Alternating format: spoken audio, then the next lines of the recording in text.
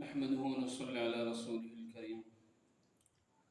محترم الله جل جلاله اسلامي کال د محرم نه شروع کړي او په ذی الحجه باندې ختمي. الله جل جلاله زموږ سره د حساب لپاره 12 میاشتې مقرر کړي. په دې کې د لسم د محرم چې کوم روان دی دغه روز ته یوم عاشورا ورته هم ویل شي.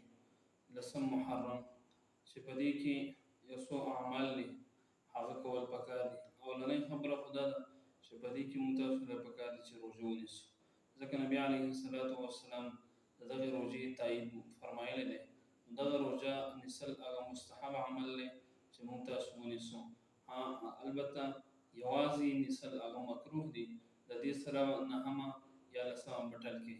نبي علیه الصلاة والسلام حدیث مبارک دی چې نبی علیه السلام وفرمایل څوک هم د عاشورې د ورځې روژه ونیسي نو د یو کال د روژو په مقدار باندې برابر الله جل جلاله ته ثواب ورکوي.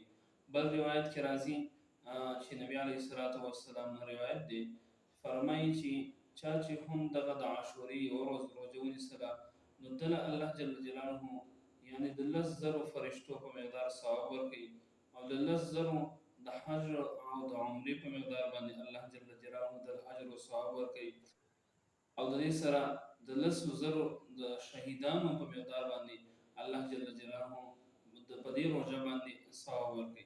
د دې وجې نه موږ تاسو ته پکار دي د عاشورې د روژې اهتمام وکړو او دغه ونیسو. او بیا نبي علیه السلام فرمایي تاسو مخالفت د یهودو کوئ. یعنې نبي علیه الصلاة والسلام چې کله هجرت کړی نو کفارو ته هغوی د اهل کتابو چې دی هغه به روژه نیسله نو هغوی نه تپوس وشي تاسو دا روژه په څه بنیاد سره نیسئ، د دې اصلیت حقیقت څه دی. هغه ورته وایي چې په دغه باندې موسی علیه الصلاة والسلام ته الله نجات د فرعون د ظلم نه ورکړی دی، موږ ځکه نیسو. نبي علیه السلام وفرمایل زه خو زیات حقدار یم د دې چې دغه روژه موږ ونیسو، خو لیکن تاسو د یهودو نه مخالفت کوئ، تاسو ورسره یا مخکې یا مطلب نهمه ورسره اضافي کوئ او یا ورسره که نهم ونه نیسئ نو لسمه او د دې سره 11مه نیسئ، د هغوی سره مخالفت هم راځي او د دې روژې زموږ ستاسو لپاره به الله جل جلاله په دې باندې اجر او ثواب هم راکوي.